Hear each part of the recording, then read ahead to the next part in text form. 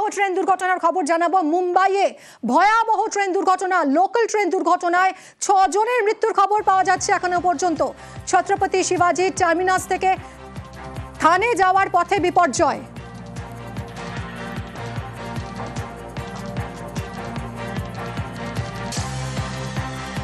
এই মুহূর্তে আমরা যোগাযোগ করেছি আমাদের মুম্বাইয়ের প্রতিনিধি প্রণালী কাপসের সঙ্গে। प्रणाली, कैसे हुआ ये एक्सीडेंट?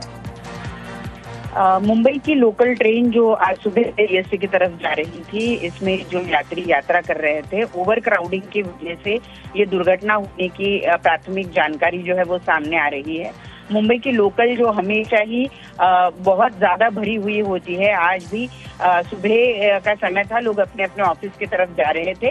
ऐसे में ट्रेन में बहुत ज्यादा भीड़ हो जाने की वजह से, और जहां पर ये दुर्घटना हुई है वहां पर रेलवे ट्रैक पर भी एक कर्व है, तो वहां पर ये जब ट्रेन है तो एक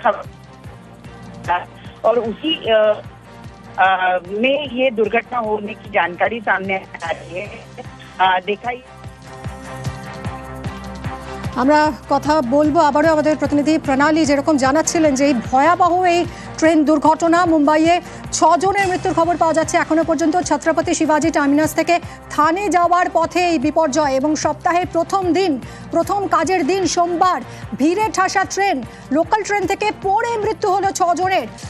জখম আরও বেশ কয়েকজন যাত্রী, বেশ কয়েকজনের অবস্থা আশঙ্কাজনক এবং ট্রেনে উপচে পড়া ভিড় থেকেই এই বিপত্তির দাবি প্রশাসনের।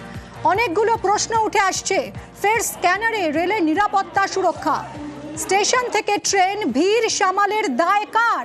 কেন লোকালে এত যাত্রী, এত অত্যধিক যাত্রী কেন রোখা গেল না? হুড়োহুড়ি, ধাক্কাধাক্কি। মহাকুম্ভের সময় আপনাদের মনে থাকবে নয়াদিল্লি স্টেশনে পদপিষ্ট হয়ে মৃত্যু মিছিলের খবর এবং তারপর আবারও রেলের নিরাপত্তা, রেলের সুরক্ষা নিয়ে জোরালো প্রশ্ন উঠছে এই দুর্ঘটনায়।